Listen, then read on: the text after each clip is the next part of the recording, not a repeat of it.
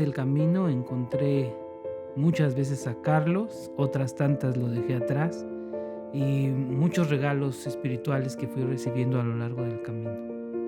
Realmente é a vida, que você nasce, tem um meio e chega ao final dela. E essa é toda a reflexão realmente que se busca no caminho.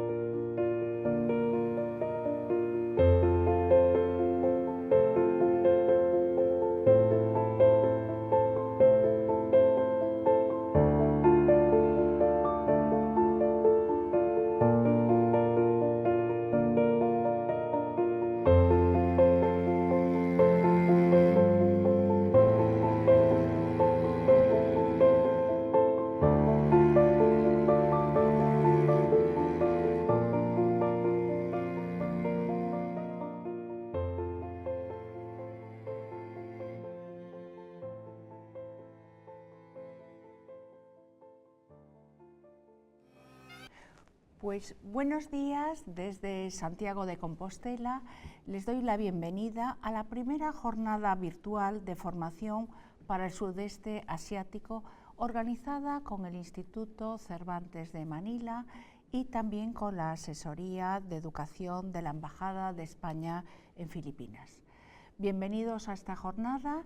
Es un placer desde Cursos Internacionales un año más hacer esta jornada sobre el Camino de Santiago, la historia, la cultura y un recurso en la clase de español como lengua extranjera. Esta jornada, en primer lugar, va a consistir en la presentación de las autoridades, tanto por la parte de España como por la parte de Filipinas, y a continuación tendremos la conferencia del profesor Juan Manuel Monterroso, catedrático de arte de nuestra universidad, y una sesión también sobre la historia del camino, pero ya más relacionada con la clase de L que impartiré yo a continuación. Finalmente, para cerrar la jornada, vamos a celebrar un concurso de 2 becas de realización de 2 cursos distintos. Una más enfocada al curso de formación de profesores de español como lengua extranjera, que la hemos denominado Marusha Pita en honor a esta gallega de origen que vivió toda su vida en Filipinas y trabajó haciendo una magnífica labor. Y la otra, una beca para estudiantes de español como lengua extranjera, un curso de lengua y cultura española, que la hemos denominado Rosalía de Castro, una de las mayores escritoras en lengua española y en lengua gallega. Bien, pues entonces vamos a dar paso en primer lugar a la vicerrectora de titulaciones y internacional, pero al mismo tiempo que es nuestra consejera delegada en cursos internacionales, doña María José López Couso. Buenos días. Pues muy buenos días. Muchísimas gracias, Pilar. Muy buenos días a todas y a todos. Buenas tardes a los que nos escuchan desde otras partes del mundo. Es para mí un honor poder representar hoy aquí en esta jornada a la Universidad de Santiago de Compostela y darles la bienvenida en calidad de, como decía Pilar en su presentación, de vicerrectora de titulaciones e internacionalización de nuestra universidad, pero también de consejera delegada de cursos internacionales USC. Es una jornada para nosotros muy relevante, muy importante, ¿no? Esta jornada virtual de formación para el sudeste asiático. Una jornada a lo largo de la cual se pondrá de manifiesto la relevancia de la lengua, de la literatura y de la cultura españolas y en particular, como quedará de manifiesto pues, en las 2 conferencias que se van a impartir más tarde, en particular decía la relevancia de los valores identitarios europeos en el Camino de Santiago y también la importancia del camino como recurso didáctico en el aula de L, en el aula de enseñanza de español como lengua extranjera. Esta relevancia de la lengua, de la literatura y de la cultura españolas trasciende nuestro territorio más próximo, aquí en Europa, y se proyecta de una manera muy especial, sobre todo en los últimos años, hacia Asia. Y es en ese contexto donde la Universidad de Santiago de Compostela, y en particular su unidad de cursos internacionales USC, desempeña un papel crucial, un papel fundamental. No en vano, Cursos Internacionales USC juega un liderazgo indiscutible en el panorama de las universidades españolas en la formación, en el ámbito de la enseñanza de la lengua, de la literatura, de la cultura españolas y de la formación en español para fines específicos. Y la jornada que hoy, que estamos ahora mismo empezando, inaugurando, pues sirve para reforzar la relación que ya existe entre la Universidad de Santiago de Compostela y distintos países del sudeste asiático. Varios de ellos están representados en la jornada de hoy aquí. Y es una relación que se está intensificando muchísimo en los últimos años. Día a día estamos estableciendo nuevos convenios, nuevas relaciones, convenios, protocolos de colaboración institucional, convenios para el intercambio de estudiantes, de profesores y profesoras, también mediante la colaboración en el ámbito de la investigación. Todo esto creo que está en un momento especialmente importante para la Universidad de Santiago de Compostela y esperamos seguir incrementando esta relación. Y estoy convencida de que la jornada que estamos iniciando en estos momentos hoy aquí será una herramienta más que permita precisamente continuar progresando en esa relación que ya existe, que está ahí, que es una realidad, pero que esperamos que se incremente en el futuro entre la Universidad de Santiago de Compostela y los distintos países del sudeste asiático. Por mi parte, pues nada más, desearles a todas y a todos una excelente jornada y muchísimas gracias por su atención. Muchas gracias, profesora doctora María José López Couso. Vamos a dar paso a don Francisco Javier López Tapia, que es el director del Instituto Cervantes de Manila. Buenas tardes. Buenas tardes a todos y a todas. Muy buenas tardes a todos y todas, a profesores, profesoras, estudiantes. Muchas gracias a la vicerectora María José López Couso por sus de bienvenida y gracias también especialmente a ti, Pilar, y a Carmen Ollero por todo el trabajo, toda la ilusión que habéis dedicado a la puesta en marcha y finalmente realización de esta jornada. Ha sido un auténtico placer prepararla vosotras. Es un honor asimismo dar la bienvenida a todos los asistentes de Filipinas, Tailandia, Indonesia, Malasia, Vietnam, Singapur, resto de países, porque son muchos los asistentes, en torno a las 300 solicitudes de inscripción recibidas, lo cual nos llena de alegría. Y bueno, es un placer tenerlos en estas jornadas dedicadas, como decíamos, al camino de Santiago, desde una perspectiva, además, en la que institucionalmente estamos de la enseñanza y el aprendizaje del español y en un contexto tan importante para nosotros, pues el sudeste asiático, donde el camino se erige como un atractivo indudable a nivel histórico, a nivel cultural y a nivel turístico, de primera orden y sin ninguna duda. Cuando desde la Universidad de Santiago se nos propuso llevar a cabo esta sesión formativa, no tuvimos ninguna duda, como decíamos, en acogerla y ojalá en los próximos meses podamos seguir uniendo fuerzas y desarrollando otras acciones relacionadas con el camino. Importante, pues, la cita que tenemos esta tarde, puesto que el camino no constituye una ruta de peregrinaje solo, ¿no? Sino también un símbolo de los valores identitarios europeos y un recurso pedagógico increíblemente enriquecedor para enseñar español como lengua extranjera, ¿no? Que es a lo que nos dedicamos. Para ello, pues nos parecen un lujo las ponencias con las que vais a premiar a nuestros asistentes, ¿no? Y que impartirán, como decías, los profesores Manuel Monterroso y tú, Pilar. Necesario, quizá más que nunca, ¿no? Ese acercamiento en esa primera ponencia a los valores identitarios europeos en el Camino de Santiago.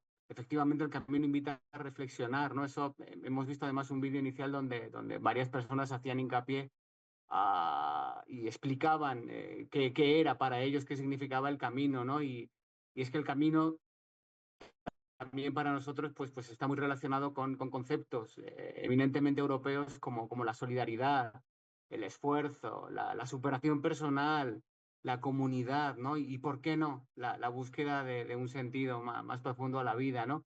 Imprescindible también, Pilar, esa segunda ponencia sobre el Camino de Santiago en la clase de español como lengua extranjera, por esa continua necesidad del profesorado, del área geográfica en la que nos encontramos, de tener acceso a propuestas lingüísticas y culturales que sean genuinas y que aumenten la motivación de sus estudiantes. Estoy seguro de que se va a tratar de una jornada plena de ideas y en concreto esa segunda ponencia estará pues llena de estrategias didácticas para incorporar el Camino de Santiago en el aula de español.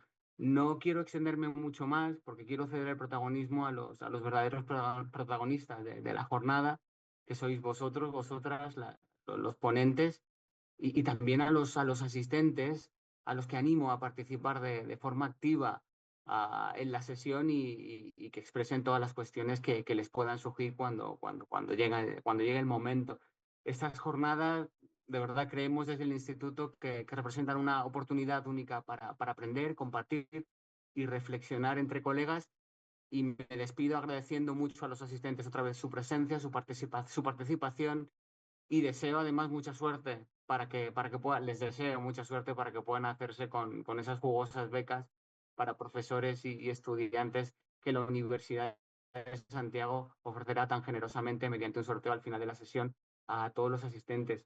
Que disfrutéis mucho de estas jornadas y muchísimas gracias.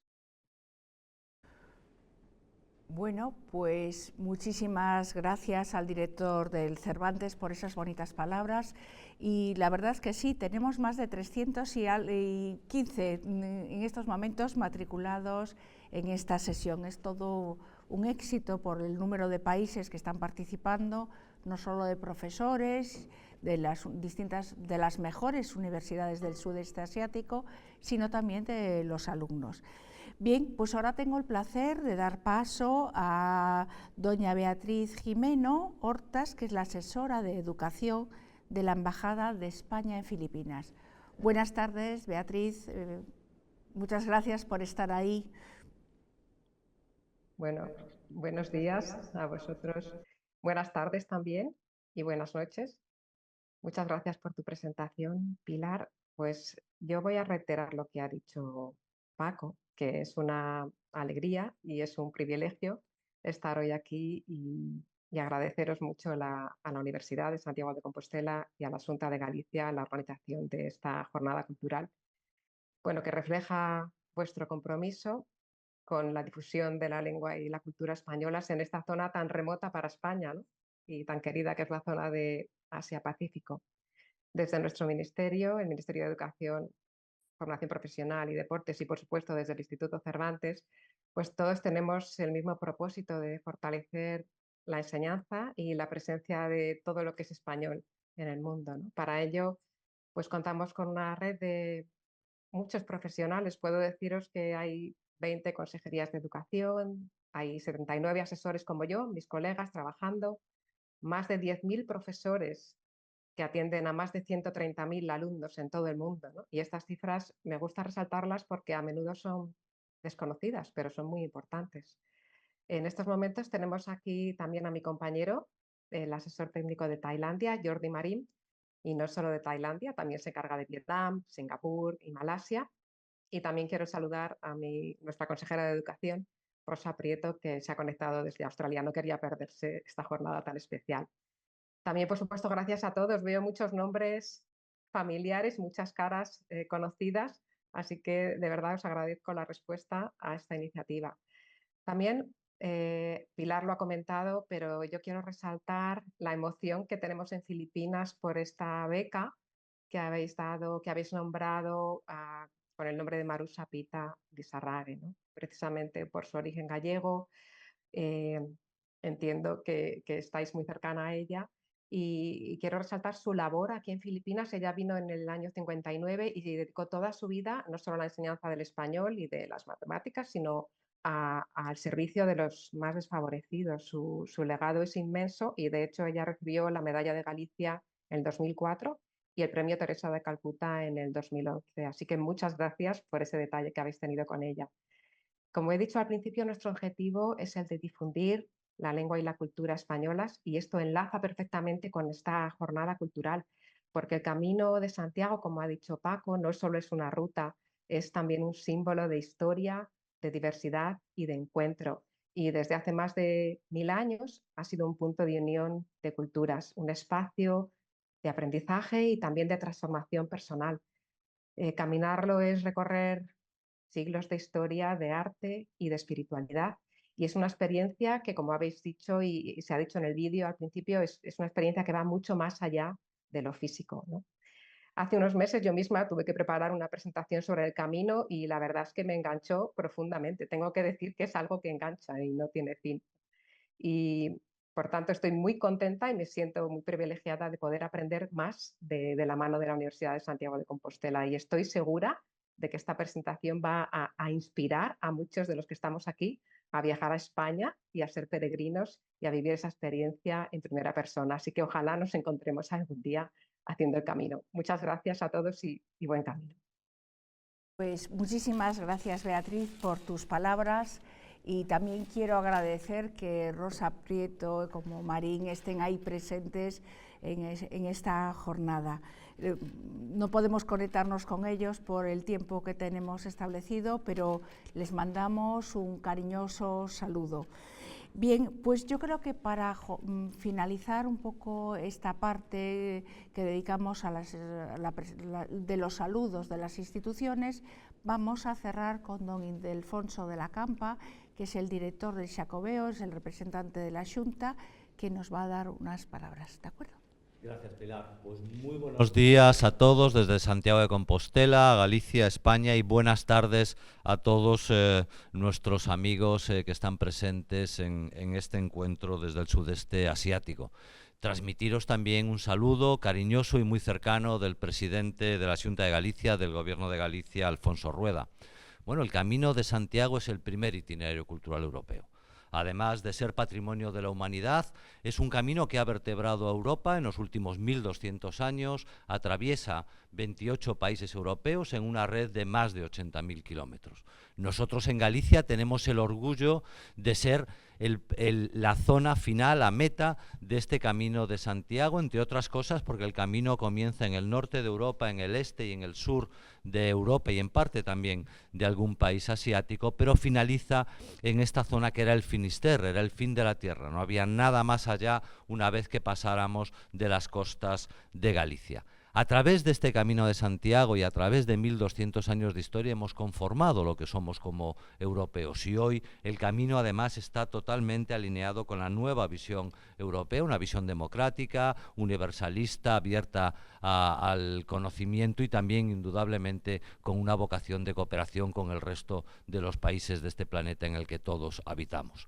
Venir a hacer el Camino de Santiago a Galicia es encontraros también con la parte geográfica donde el camino está más desarrollado. Tenéis una red de 10 itinerarios jacobeos oficiales en nuestra comunidad autónoma, con una red de albergues públicos que os va a dar servicio en todas las etapas que hagáis dentro de nuestra comunidad. Solo en Galicia hay más de 1.700 kilómetros de camino en estos 10 itinerarios, y además vais a encontrar unas comunidades locales completamente hospitalarias y acogedoras a los peregrinos que hacen el Camino de Santiago.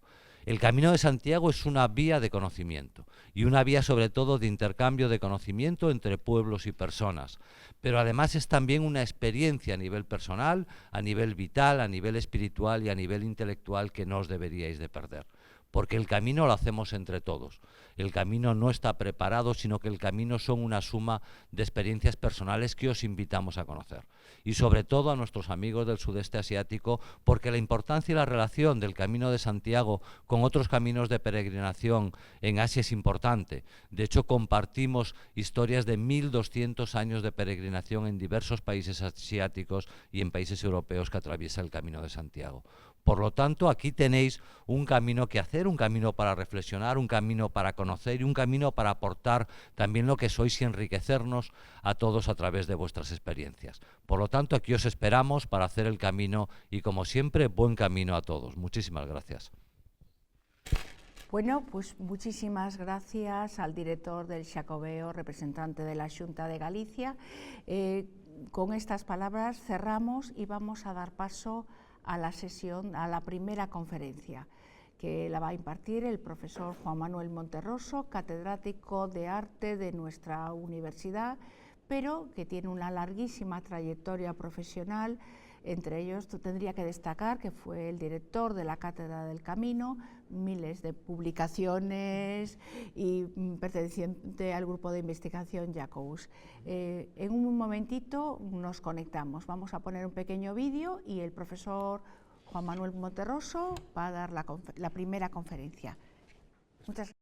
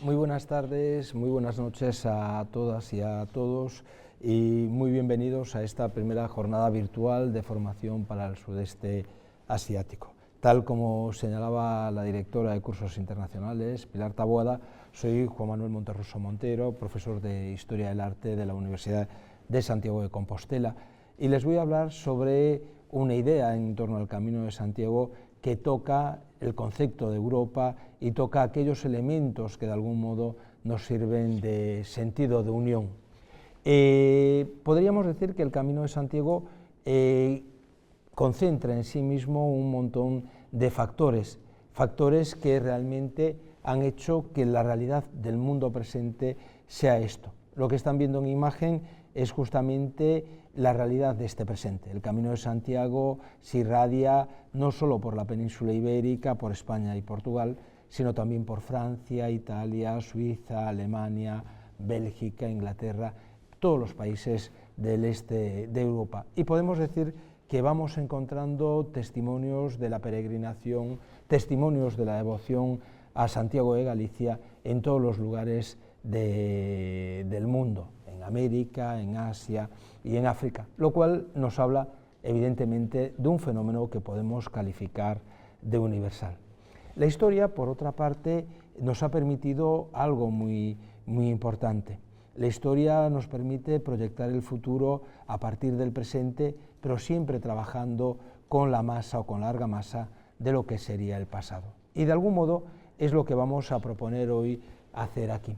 Porque el Camino de Santiago, si lo tuviéramos que resumir en imágenes, sería justamente esto, un mundo que se solapa entre el pasado, la venera, ese símbolo eminentemente jacobeo que todos los peregrinos portan, y el futuro, esa flecha amarilla que nos proyecta hacia adelante, que se ha convertido también en un símbolo en torno al camino. Pero evidentemente hay tantos caminos como peregrinos, hay tantas rutas como viajeros realicen ese camino, ya sea a través de caminos, ya sea a través de puentes. Y eso a lo largo de la historia ha provocado que haya quedado una huella indeleble que la historia del arte y especialmente el patrimonio cultural han permitido construir. Una historia que une naciones, primero muy cercanas, como puede ser la estrecha relación entre el mundo carolingio y el mundo asturiano, la relación que va conformando Europa. Una relación que, sin embargo, tiene siempre algo importante. Ha habido peregrinos a lo largo de estos 1200 años, desde el momento en que se descubre el cuerpo de Santiago hasta el momento presente. Y ha habido eminentemente peregrinos europeos, pero hay peregrinos de todo el mundo. Los motivos de la peregrinación, eso sí, han ido cambiando. Evidentemente, el motivo religioso es la pieza fundamental. La devoción a Santiago, el culto a los restos que se encuentran en la Catedral Compostelana marcan justamente una de las razones. Pero a partir de ahí, el Camino de Santiago ha tenido una virtud fundamental, la virtud de poder conseguir ir adaptándose a las exigencias de cada momento, de cada periodo histórico. Podríamos decir que hay tantos caminos como peregrinos, pero también hay tantas lecturas del camino, tantas interpretaciones, como momentos históricos, como momentos culturales, como situaciones de mentalidad en cada una de esas épocas.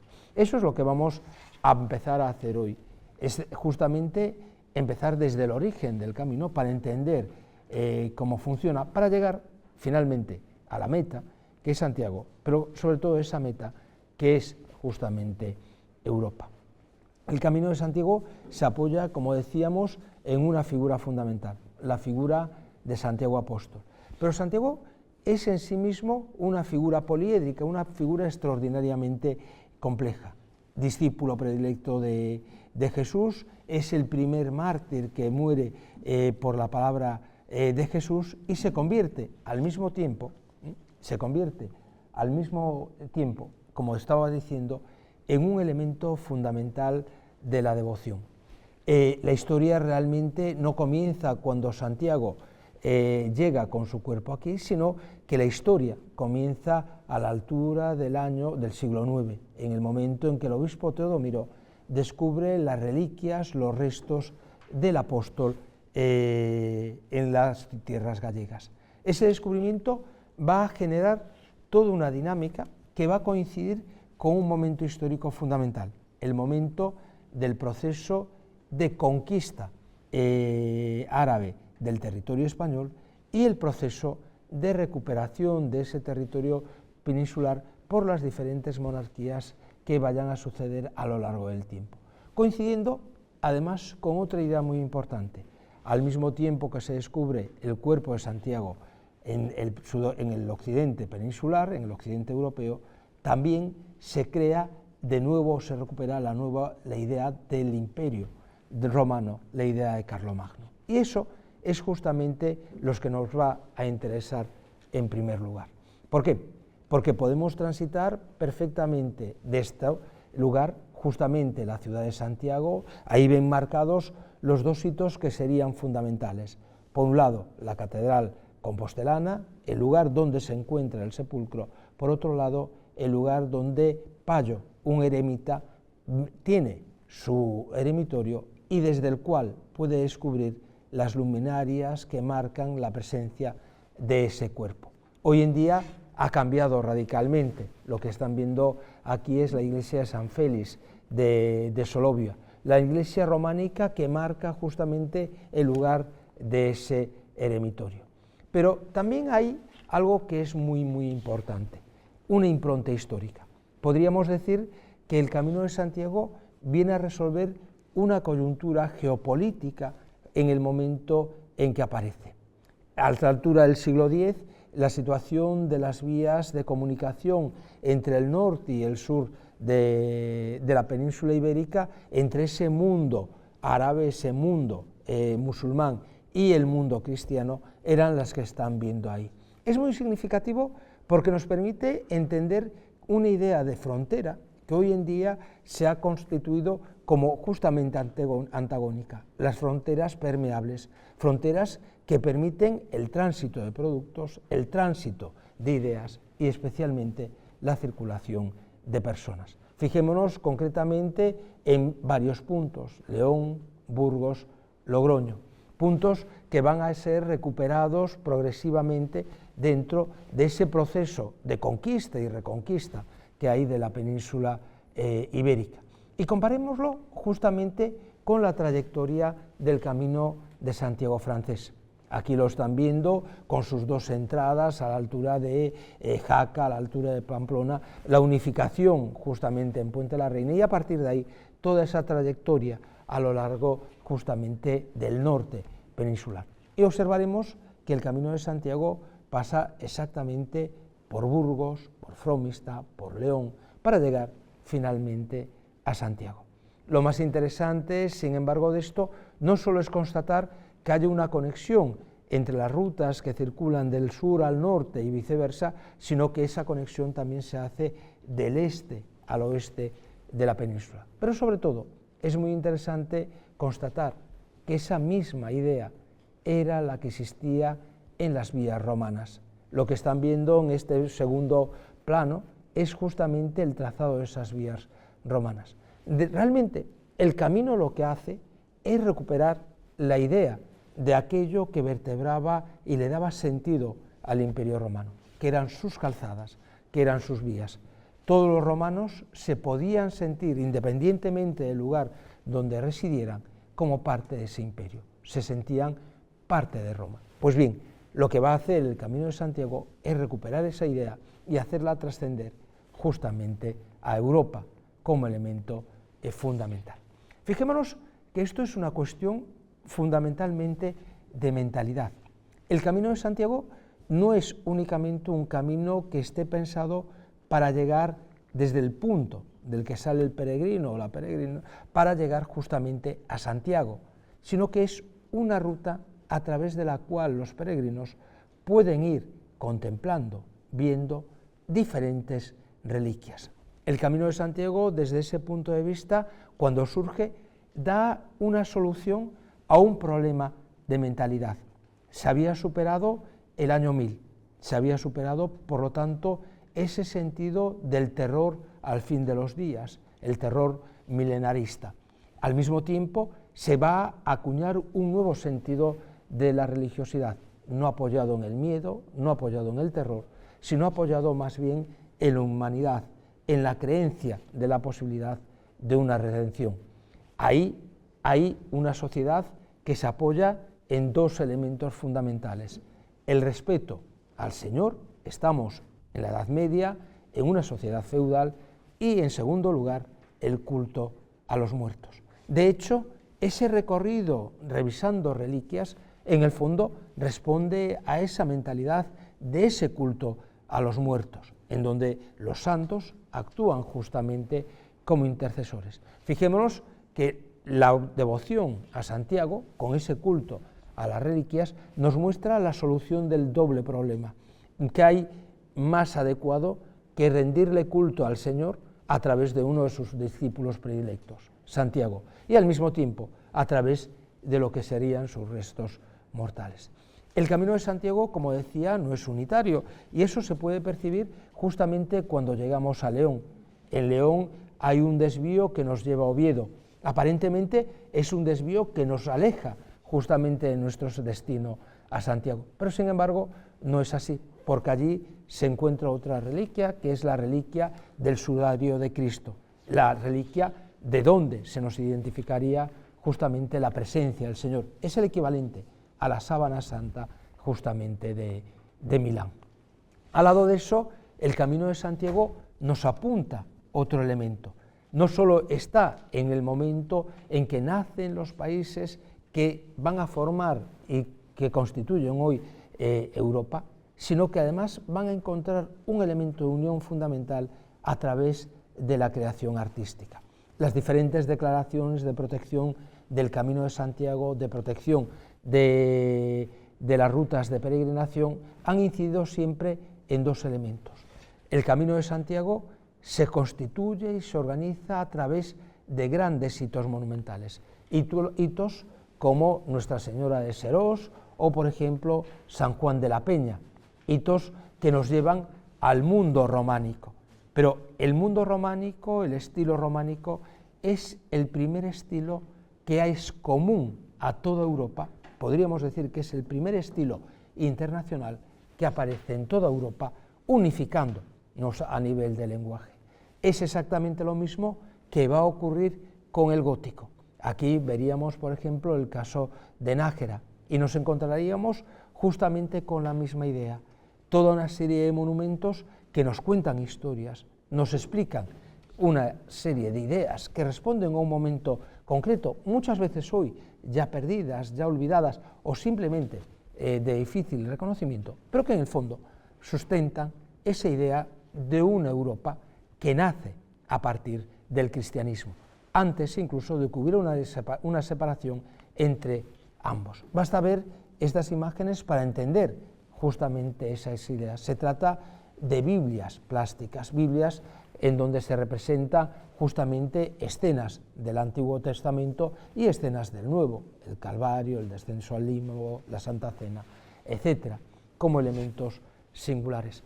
Esto nos une a través no solo de Europa, sino también con Próximo Oriente. Dos iglesias románicas tan singulares como Eunate y Torres Blancas nos hablan de la conexión que existe entre esta arquitectura románica, que hoy es también patrimonio de cada comunidad, muchos de ellos son bienes de interés cultural y en general ha creado que sean patrimonio de la humanidad, justamente con los modelos arquitectónicos de los martiria y en especial con el Santo Sepulcro de Jerusalén. Por lo tanto, vemos cómo la influencia del Camino de Santiago, la relación del Camino de Santiago puede llegar más allá de los confines o de los límites justamente europeos. Pero es evidente, el románico es el estilo en el que habla el Camino de Santiago a lo largo de toda la Edad Media. Es la primera pieza. San Martín de Fromista, una iglesia ampliamente restaurada, muy depurada en lo que sería su lenguaje románico, es el ejemplo perfecto que nos explicaría una iglesia en España, una iglesia en Portugal, una iglesia en Centro Europa, en Alemania, una iglesia en Polonia, de este mismo estilo. Es justamente lo que nos da unidad. Pero hay algo muy importante. El Camino de Santiago no sería lo que es si no hubiese habido toda una serie de infraestructuras que se van creando junto con el camino. Es el caso del puente de Puente de la Reina, que conecta las dos vertientes del río. Pensemos, no solo son objetos, no solo son bienes inmuebles.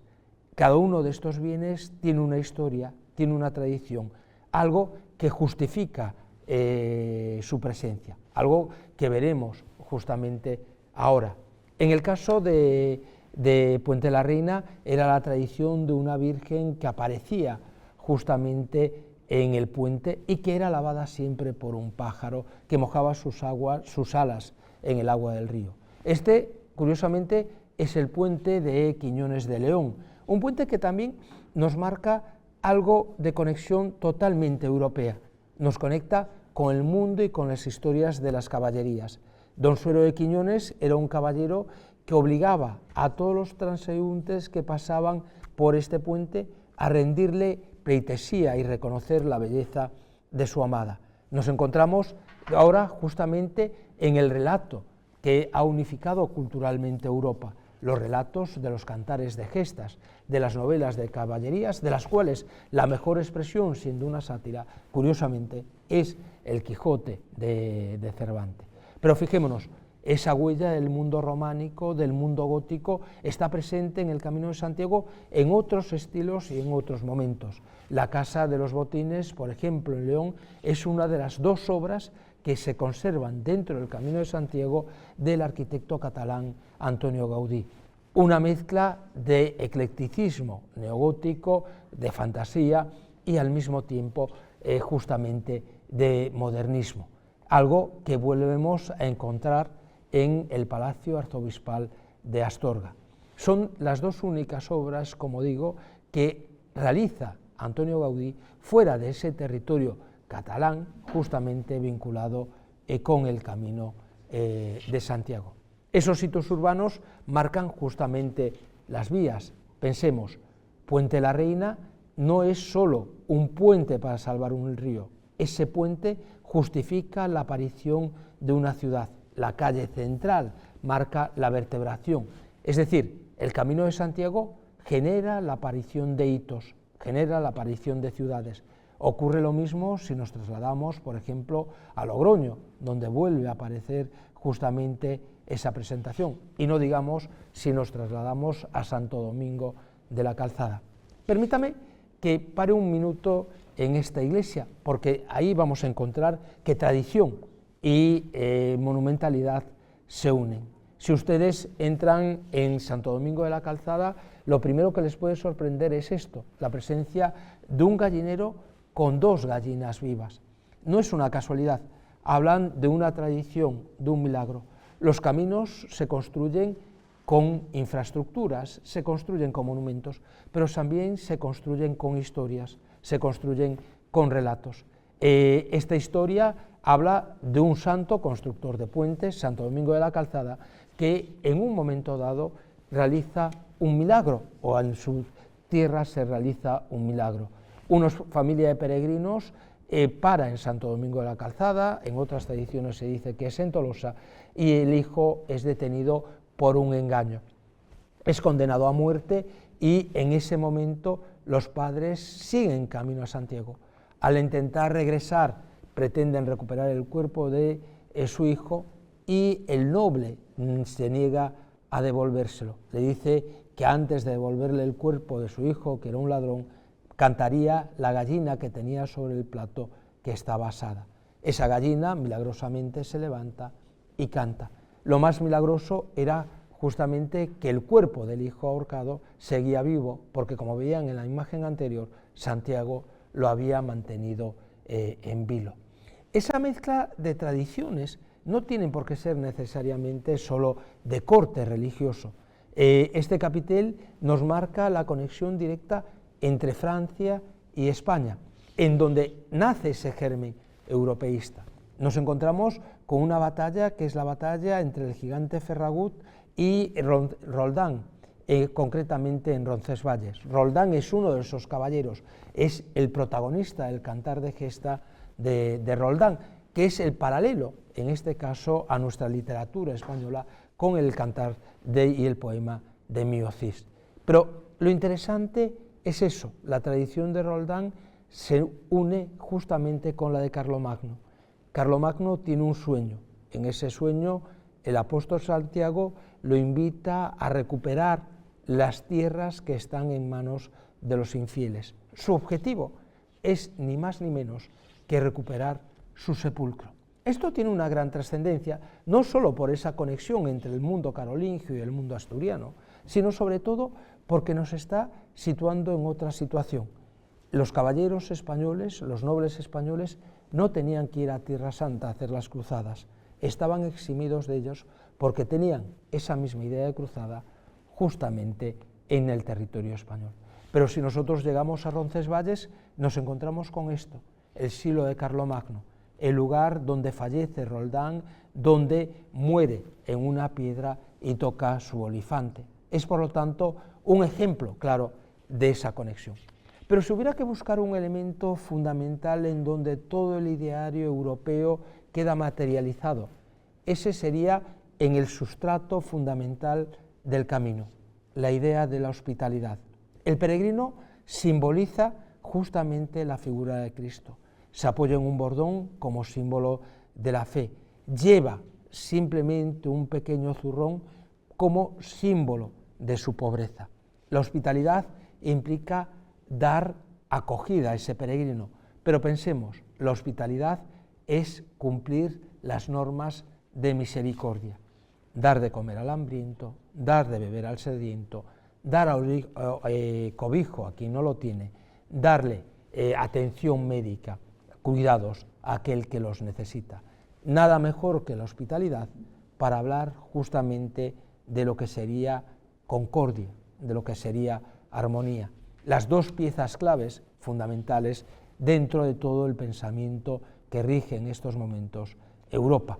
Tenemos ejemplos maravillosos. El de la Seu de Lleida era un ejemplo en donde se veía convivir a peregrinos con menesterosos dentro de un hospital, pero podemos verlo también en esta imagen de un hospitalero, el cual está atendiendo, está cuidándole las ampollas generadas a lo largo del camino justamente a un peregrino. La idea de atender de las obras del buen samaritano las vemos en multitud de relatos sobre el camino, pero sobre todo han generado algo importante, la idea de las compañías de peregrinos. El peregrino, antes y hoy igual, no camina solo, acaba encontrando compañeros, acaba encontrando compañía que le lleve a cabo y le permita hacer ese camino. Esa compañía de peregrinos, ese acompañamiento, era un sistema práctico de garantizar protección, de garantizar que se podían superar todas las dificultades del camino.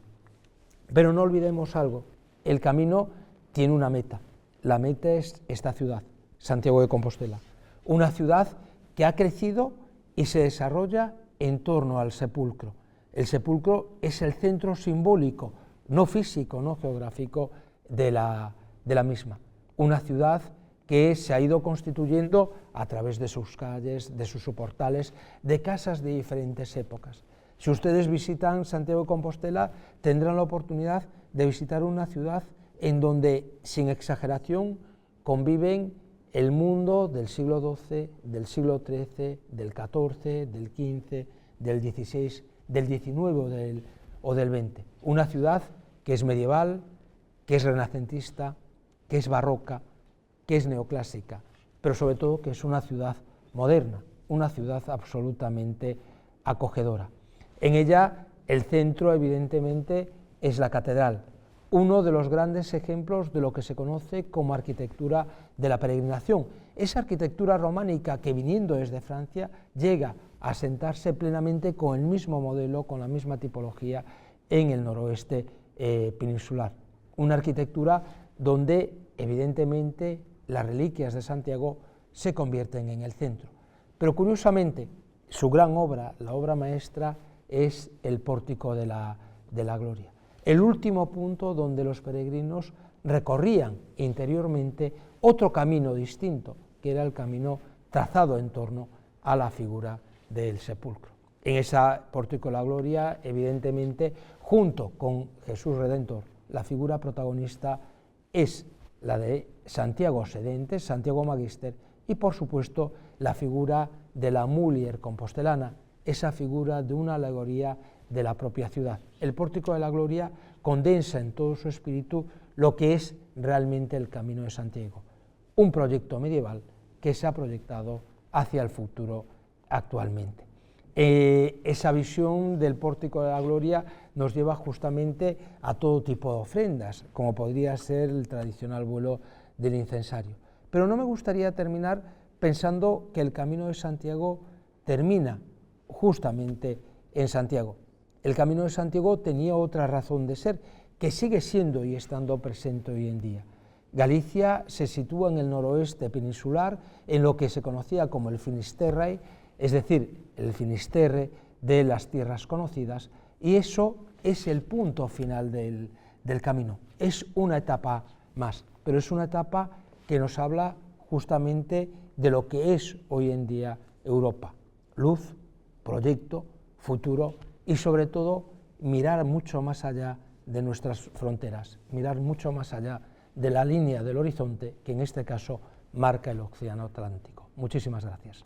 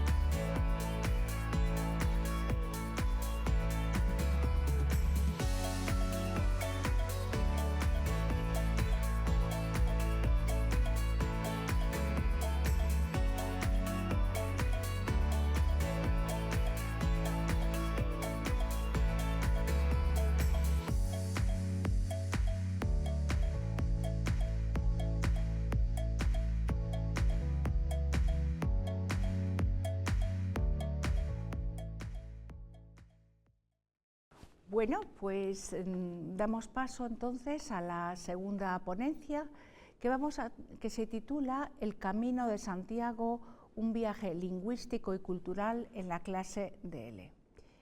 En primer lugar, me gustaría decir que como directora gerente de los cursos internacionales de la Universidad de Santiago, pues nuestra universidad desde los años 40 se dedica a la enseñanza del español como lengua extranjera, al principio solo durante el periodo estival, pero con el gran aumento de la demanda mundial de estudiantes de extranjeros, la universidad decide crear un centro especializado en la enseñanza del español como lengua extranjera y de los cursos de formación de profesorado de L y también con los cursos del camino.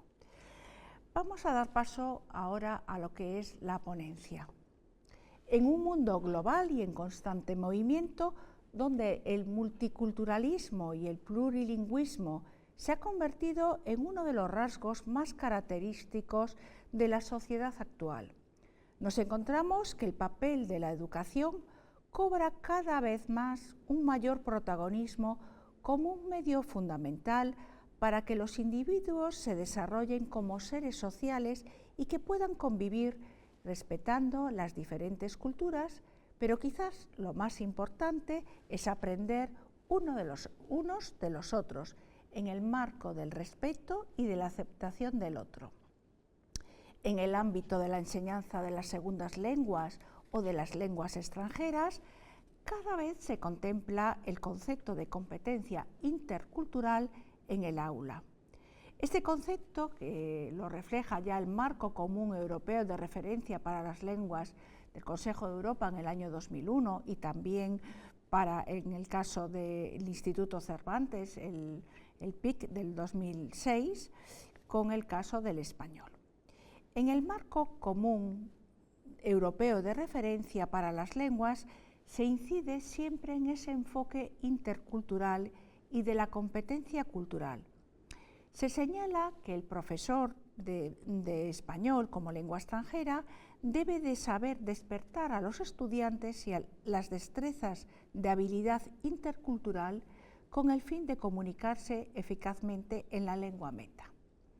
Para Letelier, en el año 20, nos dice que es primordial la necesidad del conocimiento y la comprensión entre el mundo de origen y el mundo de la comunidad de estudio. El hablante intercultural debe acostumbrarse a mirar a la sociedad de la lengua meta, no como algo ajeno a su realidad, sino que debe intentar conseguir una integración de ambas realidades con el fin de enriquecerse. Por ese motivo, el Mercer deja claro que las destrezas interculturales no se adquieren con la enseñanza de las tradiciones, las costumbres o la historia de un país. Ser un hablante intercultural implica saber comunicarse en determinados contextos o saber las normas de comportamiento social de una colectividad de hablantes con sus costumbres y sus hábitos. Por eso decimos que las clases de lengua y los seminarios de cultura tienen que estar enfocados con una perspectiva tanto integradora e intercultural que combina la reflexión teórica sobre los contenidos del curso y la realización de actividades prácticas del trabajo autónomo y colaborativo. En el mundo actualmente se hablan 7.159 lenguas, como nos dice los estudios de Ethnologue en su última fecha del año 2025. Partimos de la base que todas las lenguas son importantes porque son patrimonio de la humanidad y porque representan la cultura de un pueblo. Pero hoy vamos a hablar del español, una lengua viva, como nos dice el último estudio del Instituto Cervantes, hablada por más de 600 millones de personas, que representa un 7,5% de la población mundial y que está muy bien posicionada tanto como número de hablantes, como número de estudiantes como lengua extranjera, 23 millones, pero también muy bien posicionada en las redes sociales, en Internet y como lengua de comunicación internacional.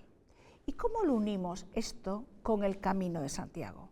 Bueno, nosotros creemos que el Camino de Santiago es un lugar para el diálogo intercultural, el desarrollo sostenible, social y económico, y además lo presentamos como una herramienta educativa que nos permite entender conflictos pasados, aliviar tensiones, favoreciendo la cohabitación y finalmente como guardianes de la memoria y de la historia viva de Europa. Por todo eso, hablamos del Camino de Santiago como esa ruta de peregrinación cristiana a la tumba del apóstol Santiago, que ha experimentado un crecimiento muy importante en estas últimas décadas, como vamos a ver a continuación, y como había dicho el director del Xacobeo, es el primer itinerario cultural europeo en el año 1987 por el Consejo de Europa, pero también en el año 93 fue premiado por la UNESCO como Patrimonio de la Humanidad. Aunque decimos que la historia del camino se remonta al siglo IX, cuando son hallados en el actual emplazamiento de la ciudad de Santiago los que se consideran los restos del apóstol Santiago, pues a lo largo de la historia el devenir nos ha dicho, hemos tenido más altos y bajos en el número de peregrinos que han llegado a Santiago. Santiago de Compostela es un lugar de peregrinación tradicional, al igual que Jerusalén y Roma. Pero como decíamos al principio, lengua española, Camino de Santiago. Bueno, porque nosotros consideramos que el Camino de Santiago es el contexto perfecto y adecuado para la enseñanza de español como lengua extranjera. En primer lugar, porque refleja la indisolubilidad de la lengua y la cultura y nos acerca a muchas y variadas disciplinas, como lo vamos a ver que hacemos en nuestros cursos, como puede ser la historia, el arte, la geografía, cuando estudiamos el paisaje o la flora y la fauna, la música, el cine, la literatura, pero también la economía y por qué no, el turismo. Y además porque cuando decimos que hay asimismo un paralelismo entre emprender el camino y estudiar una lengua extranjera. Cuando hablamos de la historia del camino, yo no me voy a parar en este tema porque no soy historiadora, pero sí que me gusta diferenciar los 4 periodos de la historia del Camino de Santiago: la del descubrimiento, el auge, los siglos oscuros y el renacimiento y peregrinaje. Me paro simplemente por los motivos por los que se hacía la peregrinación, que hoy en día, como todo, también ha cambiado. En el descubrimiento, la peregrinación, los peregrinos generalmente, el principal motivo para hacer la peregrinación era la pietatis causa, el fervor religioso, visitar la tumba donde se encontraban los restos del apóstol. En el auge del camino igualmente, pero ya se van uniendo otro tipo de motivaciones. El camino también se convierte en una ruta comercial, especialmente el camino francés. Hay peregrinos que vienen a Santiago por motivos de aventuras, motivos de conocimiento de otros países, motivos aristocráticos, la peregrinación delegada, es decir, cuando encargaban a alguien que hiciese la peregrinación por ellos, porque el camino era muy peligroso en aquella época. Otras veces la peregrinación era una acción de gracias, un pueblo que ha pasado una guerra, una peste, venir en peregrinación a Santiago para dar gracias. Los siglos oscuros, la figura del peregrino, pues por múltiples motivos, pues acaba siendo mal visto y de hecho se llaman los peregrinos gallofos. Y ya si llegamos al Renacimiento y peregrinaje en 1879, cuando se redescubren los restos del apóstol Santiago, y la Iglesia de Roma en el año 1884, a través de la bula Deus Omnipotens, reconoce que son los restos del apóstol Santiago. En ese momento el papel de la Iglesia de Santiago tiene un papel muy importante porque es el renacimiento de las peregrinaciones. No significa que durante los siglos anteriores no hubiesen llegado peregrinos a Santiago. pero venían muy pocos, eran peregrinos europeos, también peregrinos de proximidad, europeos. Las primeras peregrinaciones promovidas por la Iglesia en este momento, a principios del siglo XX, son peregrinaciones de carácter de proximidad, peregrinaciones cuya motivación es principalmente la religiosa. Muchos de ellos venían incluso en tren a Santiago. Aquí vemos una fotografía antigua de la Plaza del Obradoiro y realizaban lo que es el ritual de un peregrino: entrar por la puerta de la fachada del Obradoiro, oír misa, confesarse, abrazar al apóstol, atravesar la Puerta Santa. Decimos que son peregrinaciones de carácter local, motivación religiosa. Esto no significa que no hubiese peregrinos extranjeros. Tenemos datos de una peregrinación de Inglaterra a principios del siglo XX. Cuando hablamos de los 50 primeros años del siglo XX, es una época muy convulsa en la humanidad, porque piensen ustedes, pasamos 2 guerras mundiales, también afecta la gripe española del 19, el crack del 29, pero en el caso de España tenemos la guerra civil. Durante este tiempo la ciudad también promociona, y la Iglesia, las peregrinaciones a Santiago, como podemos ver en esta cartelería turística. Incluso en el año 37, en plena guerra civil, se le pide a la Iglesia de Roma que se mantenga la Puerta Santa abierta un año más para que aquellos peregrinos que quieran venir a Santiago puedan cumplir con el ritual del peregrino.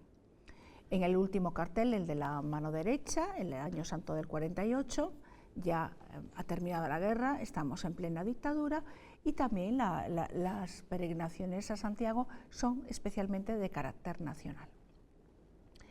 Avanzados los años de la dictadura, ya hacia el final, en el año 65, nos encontramos el año Santo Jacobeo, y desde el Gobierno de España, en ese afán de apertura al mundo, pues además del turismo, nos damos cuenta que el turismo del sol y playa no es tan sostenible como en un principio creíamos, y se decide promocionar el turismo cultural. Y qué mejor que utilizar el Camino de Santiago. Esta cartelería turística que ven ustedes reflejada en la pantalla nos demuestra esa promoción tan grande que se hace desde el Gobierno de España hacia el extranjero para que vuelvan los peregrinos a Santiago. Pero para eso tienen que limpiar los caminos, señalizarlos, restaurar los monumentos. Pero no solo el camino, sino también la meta. Y también necesitamos se crea en el 64 el Real Patronato de la Ciudad de Santiago, que luego en el año 92 se creará el consorcio para promover para promover y también conservar las infraestructuras de la ciudad. Digo que la meta hay que prepararla, y no estaba preparada para recibir la cantidad de peregrinos que se esperaban. Por lo tanto, a mano derecha ven un aeropuerto que es un barracón. Una de las acciones que se toman es la creación de un nuevo aeropuerto, la creación de una estación de autobuses, pero también necesitamos alojamientos para los peregrinos, no solo las infraestructuras, sino los equipamientos. Se crea el Burgo de las Naciones, que hoy en día es una residencia universitaria, para acoger a miles de peregrinos que van a llegar a la ciudad. También otra acción importante es que el Hostal de los Reyes Católicos, hoy en día, que era el Hospital Real, creado por los Reyes Católicos, que luego vamos a explicar un poquito más, entra a formar parte de la cadena de paradores de España. Algo muy importante quizás es que desconocíamos exactamente el número de peregrinos que llegaban a Santiago de Compostela. Desde la Iglesia se inicia en 1971 una serie estadística, es decir, vamos a ver que el pasaporte que traen sellado los peregrinos cuando llegan a Santiago para obtener la Compostela, pues se recaban una serie de datos: el origen, la edad, la profesión, etc. Y esto nos va a permitir conocer mejor al número de peregrinos. Aquí vemos ese documento medieval, de origen medieval, que es la Compostela, el pasaporte, si se hacen 100 kilómetros a pie o 200 en bicicleta o a caballo. ¿Qué ocurre en los años posteriores? Bueno, pues en los años posteriores seguimos con la promoción del camino en plan internacional, pero el año 82 será el primer año de la democracia y será un antes y un después. La llegada de Juan Pablo II a la ciudad como peregrino, lo ven ustedes aquí con la capita y las vieiras, el símbolo del camino, marcará un antes y un después, porque aquí se reúnen numerosos representantes, no solo del Gobierno de España, el Gobierno gallego, la Universidad, la Iglesia, sino también del Consejo de Europa, y se toman una serie de acciones que lo que harán es que después, en el año 87, será nombrado primer itinerario cultural europeo. Se comenzará por parte del Gobierno gallego unas grandes acciones de promoción y comercialización del camino, y todas estas acciones darán fruto, como pueden observar en el gráfico que les pongo. En el año 70 creemos que vinieron más peregrinos, pero contabilizados tenemos 68 Compostelas, frente a los 400 y pico mil del año 2024. Evidentemente, en la época de la pandemia, como pueden observar en el gráfico, debido al cierre de fronteras, pues no hubo peregrinos. ¿Y cómo hacen el camino los peregrinos? Bueno, pues tradicionalmente a pie, a caballo, en barco, pero el camino se adapta a las nuevas tendencias. El camino evoluciona, el camino se puede hacer en bicicleta, también el camino es inclusivo, en silla de ruedas, y cada vez más tenemos más peregrinos internacionales. En este gráfico, como pueden ver, en el año 1800 tenemos muchos peregrinos nacionales frente al año 2024, que el 42% son los nacionales, pero ya superados con un 58% de los internacionales. Como decía el director del Xacobeo, evidentemente la internacionalización en ese mapa de flujos lo podemos ver, y también tenemos más de 186 nacionalidades en el camino. Las tradicionales, como puede ser Alemania, Italia, Reino Unido, países nórdicos, Portugal, pero ya se unen nuevos países que no tienen tradición de viajar, pero sí que, como Estados Unidos, Japón, Corea, etc. De Latinoamérica destacamos especialmente Brasil y México, con una larga tradición, y algo que nos ha llamado la atención es el papel de la mujer en el camino.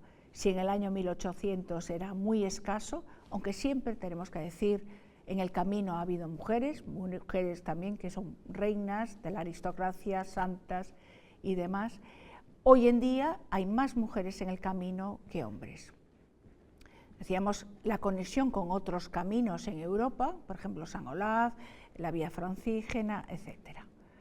El camino se adapta a la discapacidad de los peregrinos. ¿Y cuántos caminos hay? Hay muchos caminos, pero quizás más importante es el camino francés, por el número de peregrinos que por él pasan, pero también el camino portugués está cogiendo un gran auge. Hablábamos de las motivaciones que han cambiado desde la antigüedad a la actualidad.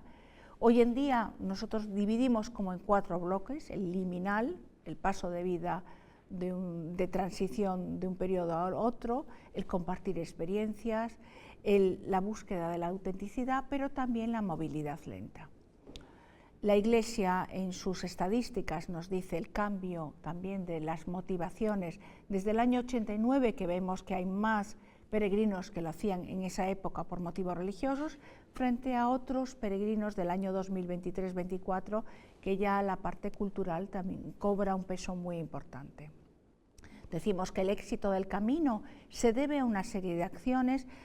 Primero, la gran labor que hace el Gobierno de Galicia en ese plan de promoción, sus planes directores, también el Gobierno de España, siendo el camino marca España, la creación de una marca, la legislación propia, unas estructuras organizativas, como entre ellas está el Xacobeo, los albergues. Pero me gustaría también destacar el papel de las asociaciones de peregrinos de todo el mundo. Más de 350 asociaciones colaboran de una forma desinteresada en la promoción, en la preparación para que los peregrinos de todo el mundo lleguen a Santiago. El papel del cine y la literatura es muy importante. Hablamos que películas como The Way en Estados Unidos es un antes y un después, porque a partir del 2010, cuando esta película sale a la luz, cada vez más tenemos más peregrinos americanos en el camino. Lo mismo Brasil con el libro de Paulo Coelho o el libro de Kim, la coreana, que hace una mujer que hace el camino sola.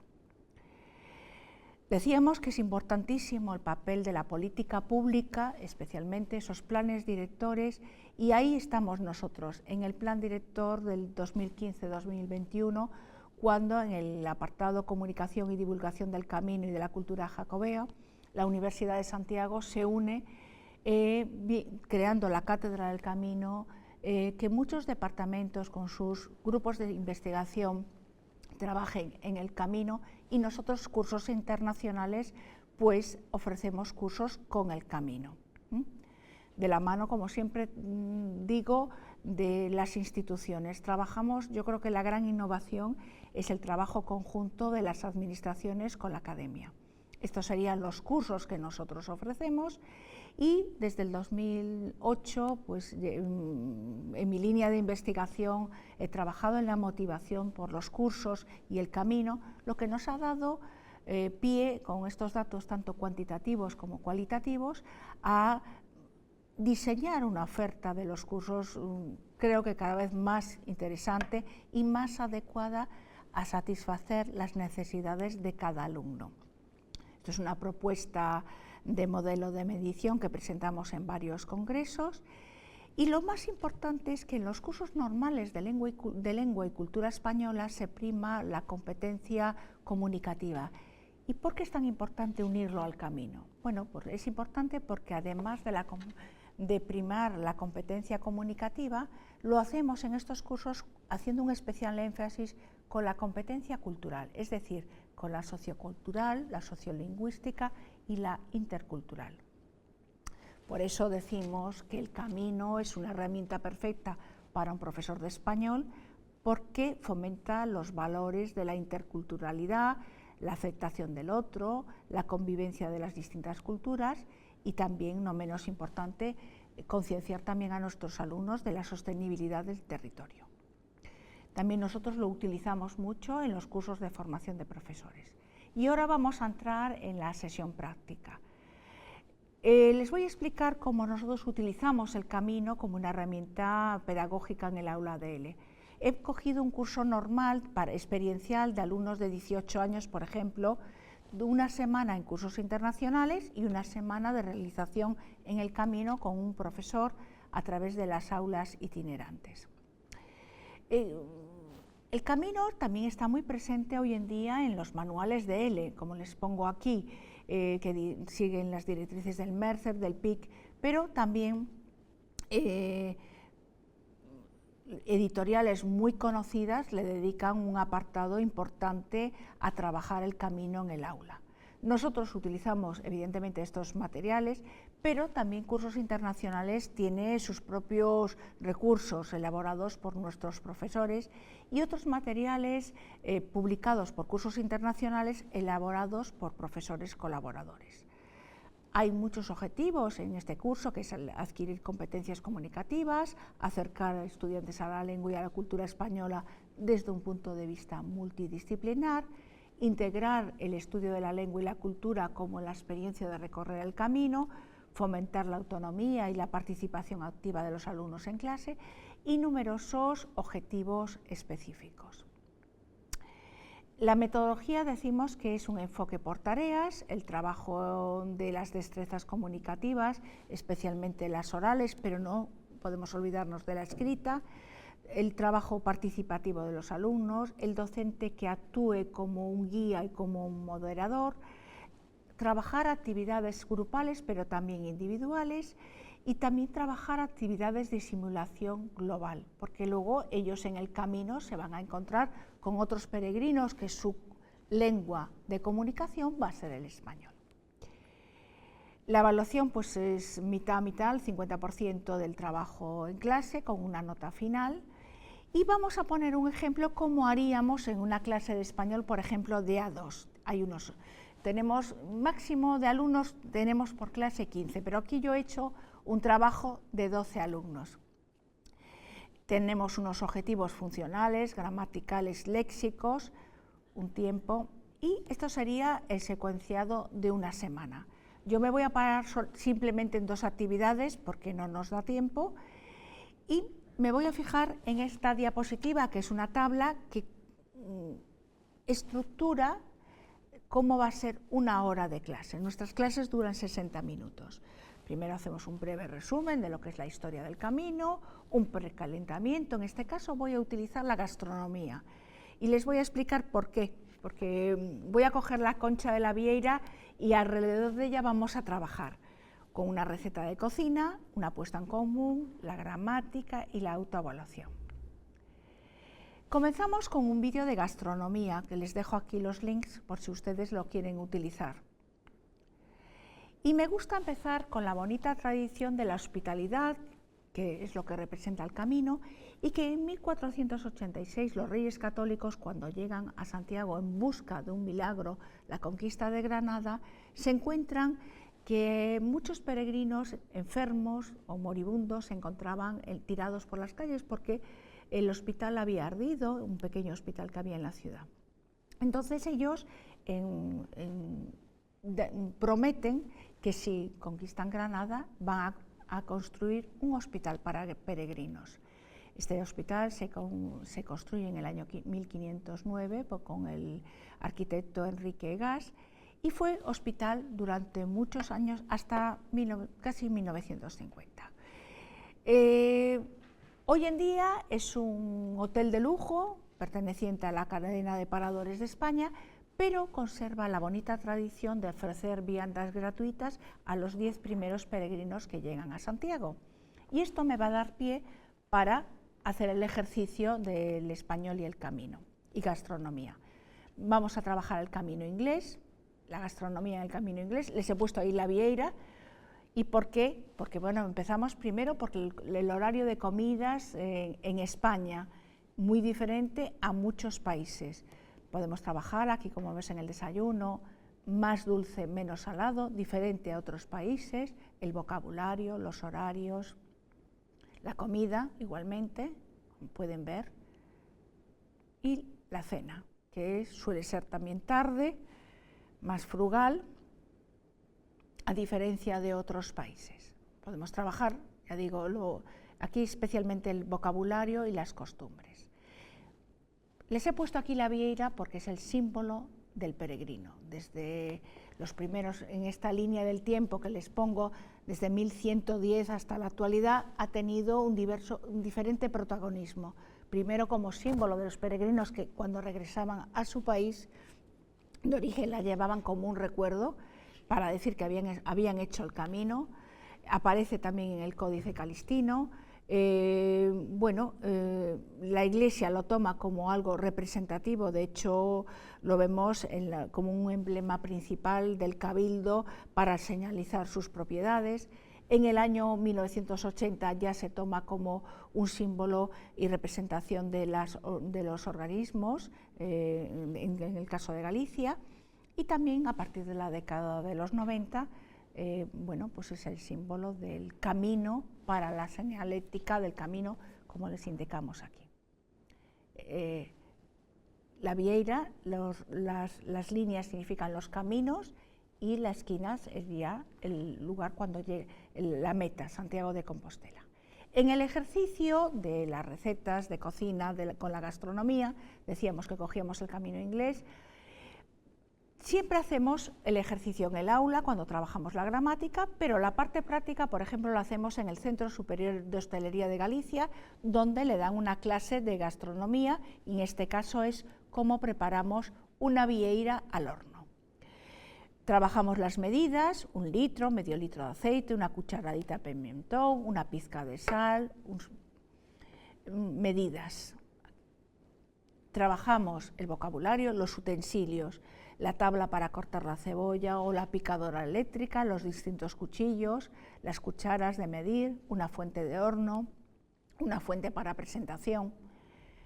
Trabajamos cómo se elabora esa vieira al horno? Bueno, pues tienes que cortar la cebolla muy picadita, tienes que poner a pochar, añadir una cucharadita de pimentón dulce o azafrán, remover, estamos con los infinitivos, rellenar cada vieira con el refrito, espolvorear con pan rallado por encima, colocar en una bandeja de horno las vieiras, hornear.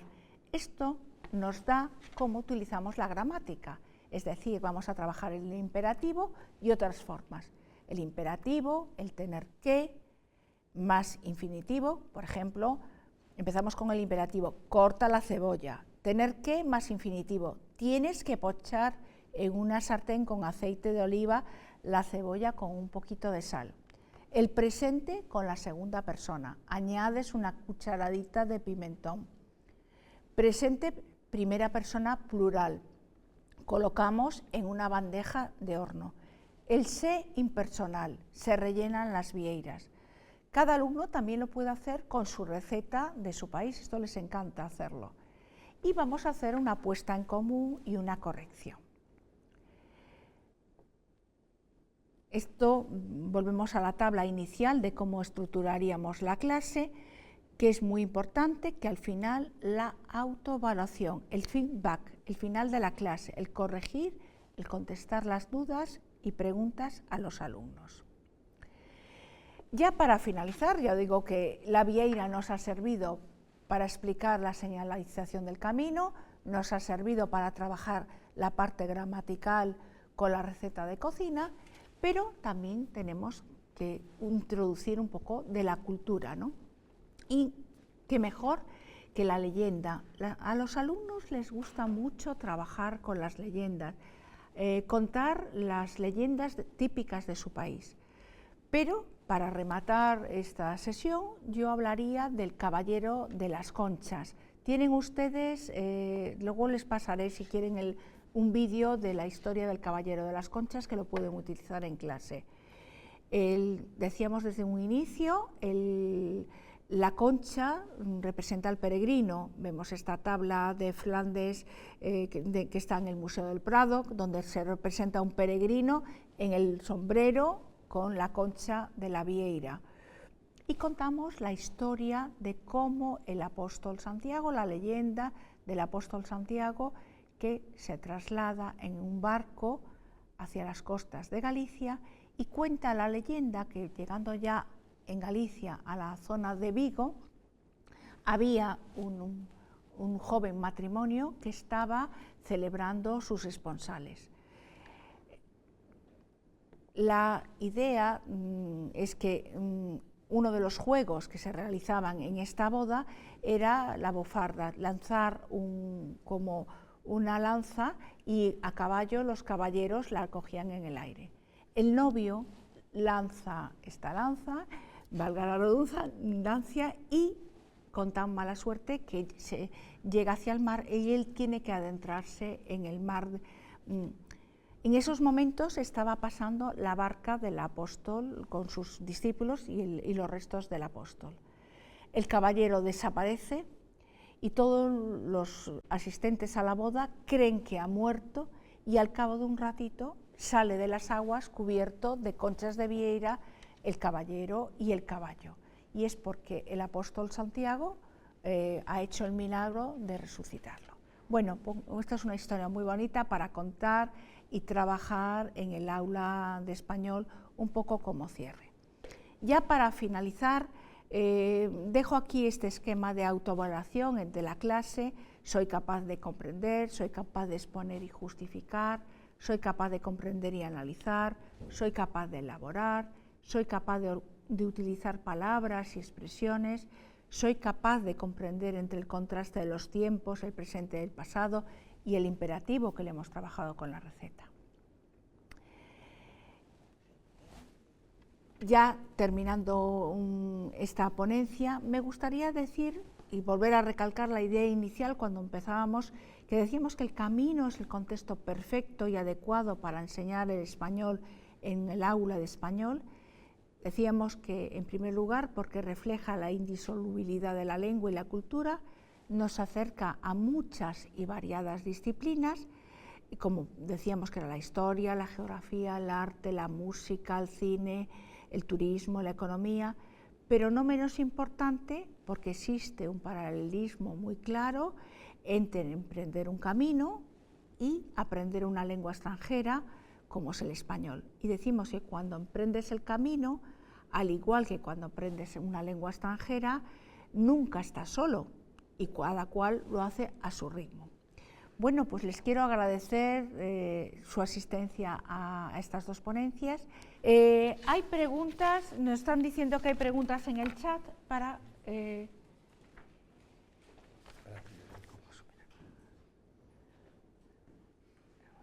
No entiendo nada. Como sugiere mejorar el componente religioso del camino en el aula multicultural y plurilingüística.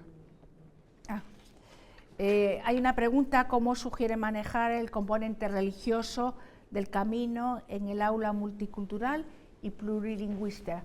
Bueno, nosotros, piensen ustedes que trabajamos con universidades de más de 40 países y muchas veces nos preguntan, pero yo creo que estoy muy orgullosa, tengo unas grandes profesoras, manejan muy bien el tema de la multiculturalidad, porque creemos que tenemos que llegar a la interculturalidad en el aula de L.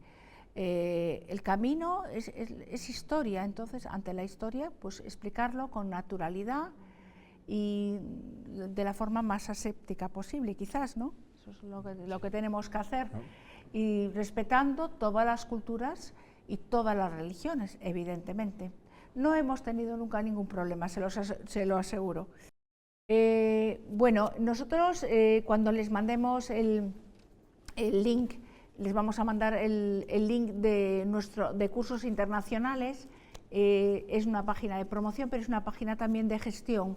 Ahí se pueden matricular, tiene toda la información del curso y se pueden matricular. De todas formas, si tienen cualquier duda, les escriben a Carmen Ollero, que es la persona que lleva Asia, y les explicará y les ayudará en todos los trámites que tengan que realizar.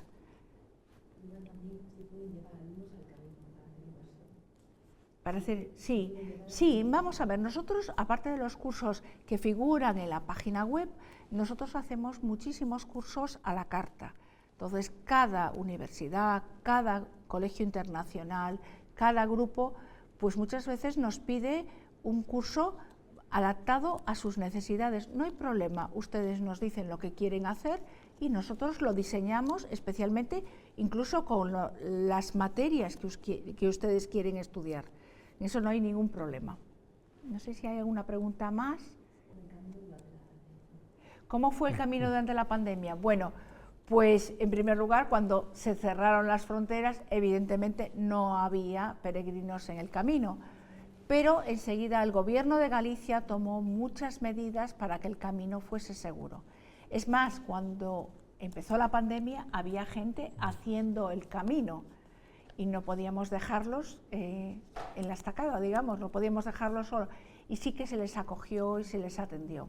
Durante la pandemia había mayor medidas de seguridad, bueno, al final de la pandemia, cuando ya podíamos salir a la calle, bueno, pues sí que había muchas medidas de seguridad y de control en los albergues y también en los lugares donde se les recibía. ¿De acuerdo? ¿Cómo? Sí, bueno, en principio podemos mandar algún material didáctico si ustedes nos lo solicitan, no hay problema ninguno. De todas formas, piensen ustedes que esta sesión se ha grabado y a todos los participantes que están registrados les vamos a mandar el link dentro de unos días cuando la podamos subir a nuestro canal de YouTube. Va a ser un público. Bueno, pues al director del Instituto Cervantes le quiero dar las gracias por haber asistido, ayudado, colaborado, participado en esta jornada y espero que no sea la última. Lo mismo Beatriz, desde la asesoría de educación de la embajada. Muchísimas gracias por vuestro apoyo y yo creo que esta jornada, aunque es corta, es una pequeña perla que damos para animar a que la gente conozca más del camino, haga el camino y, por supuesto, a los profesores que tengan herramientas para trabajar en el aula y a los alumnos para animarlos a que estudien más español, ¿no? Decíamos esas cifras tan importantes del español en la presentación, que bueno, muchos de ellos ya son conocedores, evidentemente, pero sí que cada vez más se estudia español no como un fin en sí mismo, sino como una herramienta de trabajo y como que nos va a ayudar no solo a estudiar, sino también a trabajar y en nuestro campo en la universidad a investigar. Entonces el español podemos decir que está muy de moda. Y nada más, muchísimas gracias. No sé si queréis aportar algo más. Francisco, Beatriz, si queréis decir algo, os damos la palabra. Reiterar nuestro agradecimiento. Ha sido todo un éxito y prueba de ello es que se ha mantenido durante la clase. Tengan enganchada su pantalla. Como dices, esperamos que en el futuro realizar una segunda jornada de la Universidad de Santiago en el sudeste asiático. Sí. Bueno, nos encantaría poder hacerlo in situ, a ver si podemos ir hacia allá y bueno, si empezamos a hacer alguna cosa más con el Xacobeo, pues a lo mejor nos desplazamos. Estaríamos encantados de ir allí. Beatriz, muchísimas gracias también. No sé si quieres añadir algo más. Nada, muchísimas gracias a vosotros y como dice Paco, estaremos encantados el día que decidáis venir. Bueno, pues muchísimas gracias. Muchas gracias, profesor Juan Monterroso, por este apoyo incondicional que tiene con cursos internacionales. También doy las gracias a la vicerrectora y al director del Xacobeo y a todos los profesores que han participado en esta jornada y también a sus alumnos. Cualquier duda, cualquier inquietud, les ruego nos escriban y nosotros estaremos encantados de ayudarles y colaborar con ustedes. Muchas gracias, buenas tardes y buenos días para nosotros en España. Pues hasta pronto. Hasta pronto, hasta luego.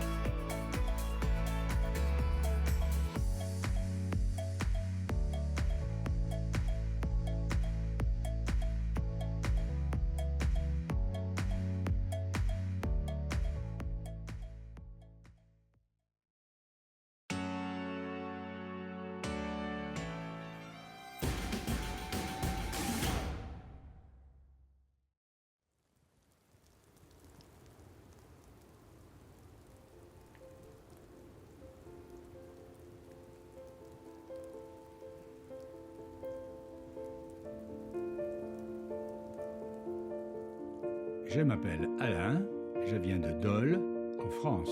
Me llamo Carlos, nací en México, Distrito Federal, México. Ja, mein Name ist Georg Püttrich, ich komme aus München, Alemann. I'm Father Matthew from Detroit, in the United States. Meu nome é Rúbia, sou de Botucatu, São Paulo, Brasil. Sono Ciro, sono di Napoli, Italia. I'm Leanne from Canberra in Australia. I'm Dennis Craig from Cork in Ireland. Me llamo Gabriel, soy de Madrid, España. Soy Rosa, soy nacida en San Pedro de Macorís, en la República Dominicana.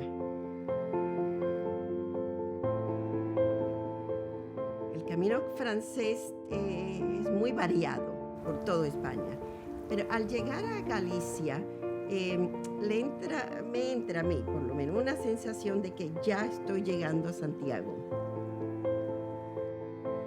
The Camino of Santiago has been a very good experience. It has been a very challenging experience physically, but it has also been one where I've had the opportunity to grow spiritually and to heal a good deal. Ho deciso di venire a fare il cammino per ringraziare Santiago per aver salvato la vita di mia moglie e di mia figlia dopo un incidente di auto e per dimostrare a me stesso che sono più forte della malattia che ho. E foi caminho de muitas descobertas, de muitos desafios, de muitas dores, mas que teve final muito gratificante, muito feliz, porque eu me conheço melhor hoje. Et aujourd'hui, je pense que c'était pas un hasard que de faire ce chemin. C'était un appel probablement.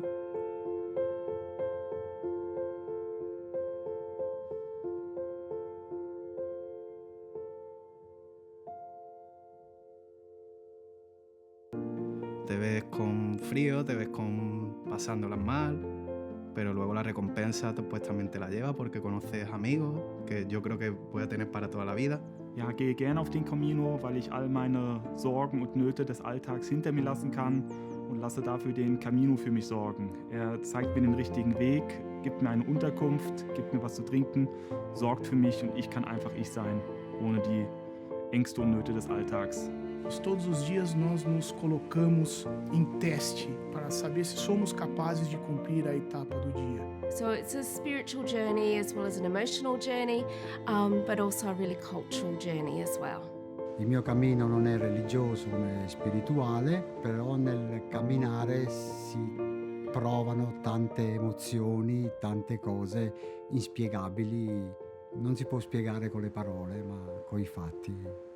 Y en esta ocasión muy particular fue un camino de regalo de cumpleaños para mí mismo, donde a través del camino encontré muchas veces a Carlos, otras tantas lo dejé atrás, y muchos regalos espirituales que fui recibiendo a lo largo del camino. Realmente é a vida, que você nasce, tem um meio e chega ao final dela. E essa é toda a reflexão realmente que se busca no caminho.